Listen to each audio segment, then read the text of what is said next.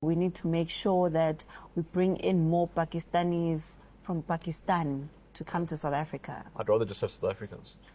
That is exactly my point. You know, people are saying Jacinta is funded by Israel. I'm like, do you guys not hear what I'm saying? Okay. I don't care about foreigners coming from Israel, from Pakistan, from... As long as they have their paperwork. Even besides getting paperwork, because that's another element I want to go into.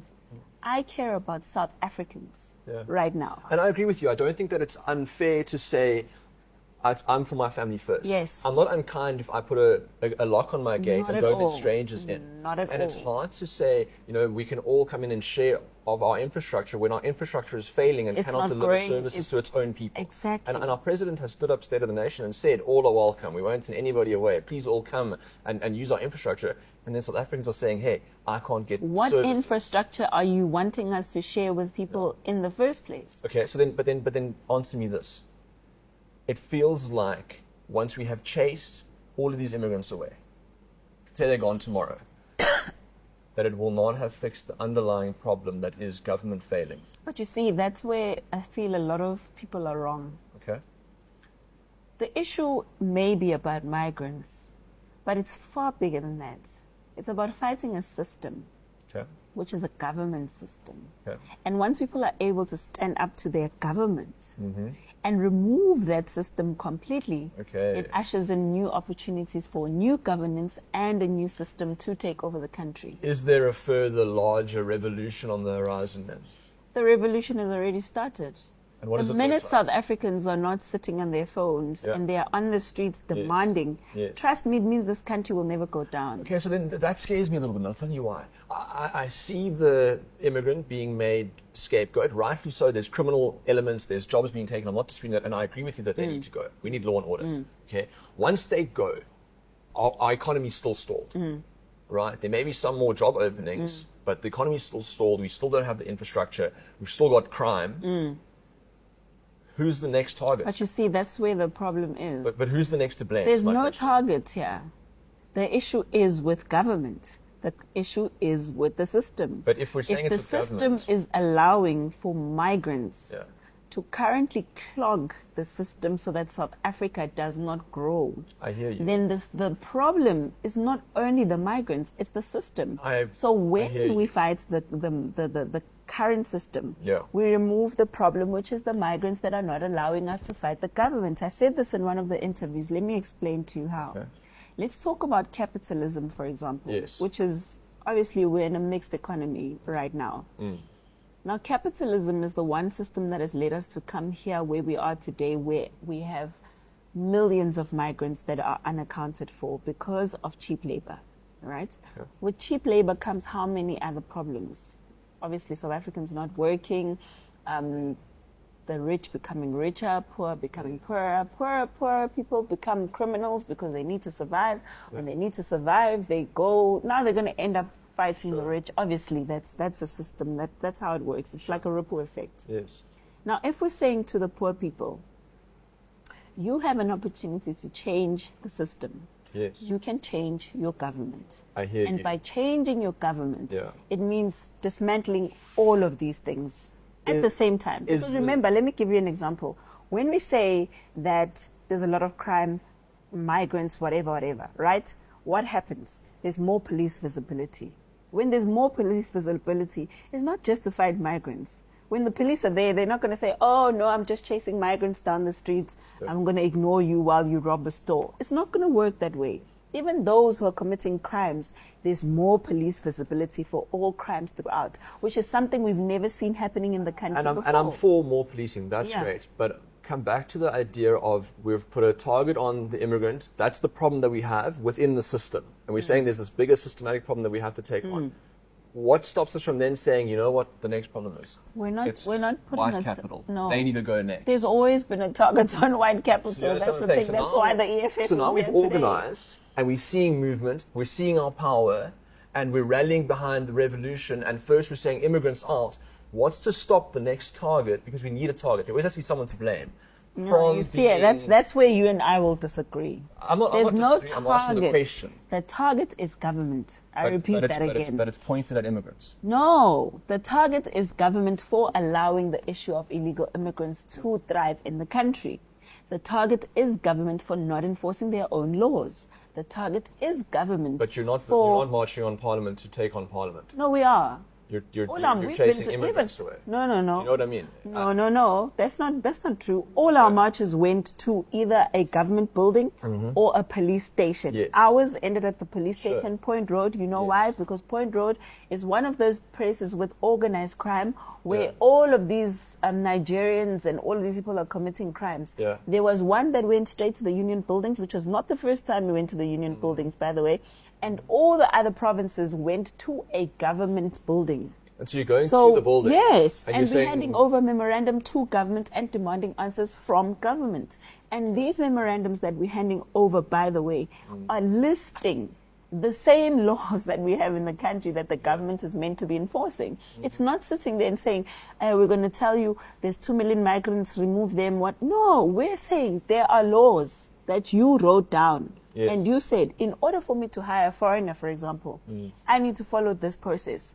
Currently, you're the same government that's not following that process. So the immigrant gets kicked out. The immigrant's being removed. Listen, I don't want you to. You see, this is why I want to keep shifting the goalposts to government. Because we're talking about the law here. We're not talking about the immigrants. How does the government get kept to account? That's what we're doing right now. I've been to Parliament personally to make them account for them not enforcing their own laws. I've met with different ministers, education, the police minister, etc., etc. Because what we are referring to, I'm going to say again, is not the immigrant. It is the laws of the country that don't allow the immigrant to be here. Now the clash comes when the immigrants themselves, this is where I want people to be honest with themselves about the immigrants in this country. Immigrants in this country have been protected for a long time. That they've gotten entitled, they've gotten arrogant, and they've gotten very brave, right? Sure. I saw some Malawians on the camera saying, you guys can come and you are lazy, you are this and that. That's what I'm trying to say. Sure. So you can't expect that to not play a factor in people being angry. Because like I say, we are fighting our government. Our marches are to our government. We're not going to the drive-in where the Malawians are and saying remove. If we wanted to do that, trust me, we would have done that. We are seeing some people being grabbed and chased away and papers checked. Well, let me tell you, I don't want to account for things that other people are doing. That's not on us because we've never even preached that. I'm going to account for what we say and what we do. So, like I said, communities are angry. Remember, I said this from the beginning, from the onset, and that is because of government's failures. But I still maintain we must never take away from the role that the immigrants themselves have played. Because if you're in a foreign country and you start telling the natives of that country you're not going anywhere, Mandela said, this is our country, we are going to... You can't pretend like those people are innocent. And that's the problem I have with South Africa. A lot of people are acting like migrants are just these, all of them. And you know, one thing you must have noted, I don't know if you noted this, and it worries me that our government didn't find a problem with that. So many of them are being interviewed. Oh, life is not the same in South Africa. There are no jobs, blah, blah, blah. There are no jobs. Or almost all of them are complaining that there are no jobs in South Africa. So what exactly were they doing in the country? How were they surviving? Why are people not asking themselves those questions? Why are they not asking them that question? The flip side is that you have South Africans complaining that all the jobs are going to immigrants. No.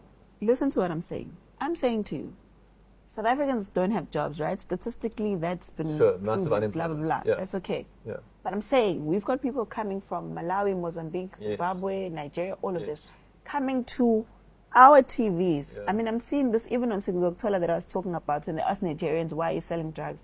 Because there are no opportunities. So what are you doing in the country? I think how are you surviving? Opportunities. There definitely are loads of immigrants that but listen to what I'm saying. They're saying they don't have opportunities. There are no jobs. So what are they doing in the country? How are they surviving? What means do they have to survive? And no, some of them are not surviving because of working. They're surviving? They're just committing crime. Sure, I don't think that you can say it's the vast majority. I'm not saying all of them. That's not what I'm saying. I would say it's not the majority.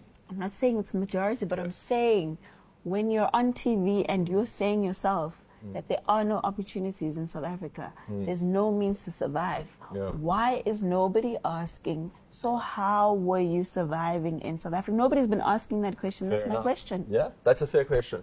Tell me, what do you say to the South African or to the immigrant when the South African says, you're taking my job? Why do you think the immigrant gets the job? Look, I think there's a lot of reasons. I'll start on the lower scale of things, which is something that we know factually. Okay. There's a minimum wage in the country. We know that. There's a lot of unions that have caused problems for people, especially employers who get tired of explaining themselves to unions, because South African employers have protection when they're under unions, and unions... Employees have protection. Employees, yes. And then... so our labor law is restricted. Yes, so our labor laws make it very hard to treat employees in a certain way. So employers will obviously naturally take advantage of an opportunity where they can avoid dealing with labor unions and dealing with the minimum wage and paying as little as they can. I mean, how often do you think that really happens? I've heard that is like a lot. There's an entire TV show on it as well, on TV, so where they find hundreds and hundreds of people working in factories, but those are lower level, like I said, lower level entry jobs. That's what I'm trying to explain. Because any company that's registered with SARS has to account for their salaries to be expensed, needs to be able to show paperwork. But they do hire some South Africans, remember. So they do that, and then they manipulate the paperwork. I think it's a tough argument to say that everybody's skirting that kind of law. SARS is one of the few institutions that does work in this country. Our conversation in general needs to be cognizant of the fact that we're not talking about everyone. Sure. Even when I talk about committing crime, I'm not talking about every migrant committing crimes. I'm just talking about things that we have seen as perpetuating the problem and causing more problems. For sure. Of course, I know a lot of people ask for statistics. There are no statistics because nobody's been doing research on the issue. So I don't understand these people that want statistics. That's the most ridiculous thing I've ever heard. Like, you don't go out and find statistics. Where do you think you're going to get statistics of how many people are working in factories, whatever? But like I said, there's an entire TV show where every week there's about 300, 400 people being removed from a single factory. I look at the private homes. Yeah. And I look at the gardeners and the home cleaners, very often seem to be Zimbabweans, Malawians. And when I ask them, are you being paid less? Very seldom they're being paid less. They're saying we show up when we need to show up, and we have the right attitude. The South Africans are entitled. That's not true. I'll tell you why I think it is. Give me a second. I think that if you travel thousands of kilometers to come and find work, that's the only thing you're coming to work. You see, that's what I say. I think if you don't have a SASSA grant to rest on. That's what I say as well. And I think that there may still be an underlying animosity and hate, especially towards white people, as being the problem, that causes the South African to say, friction, I definitely don't want to work with you. That the Malawian doesn't have. Yeah.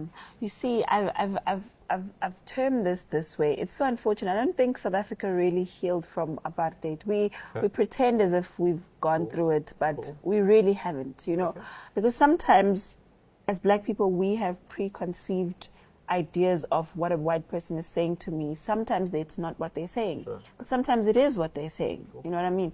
And some white people have never really honestly moved from their thoughts and their convictions that they had back then. So that's where the problem is. I always say the immigrants have replaced South Africans as the modern day slaves. Whether they want to agree with that or not is the reality. Because from what you're saying, with the issue of help, I would push back on that idea. No, you can. You can. Everyone does. I don't think immigrants are, for the most part. There will be businesses who do pay less and take advantage of being able to skirt labor law.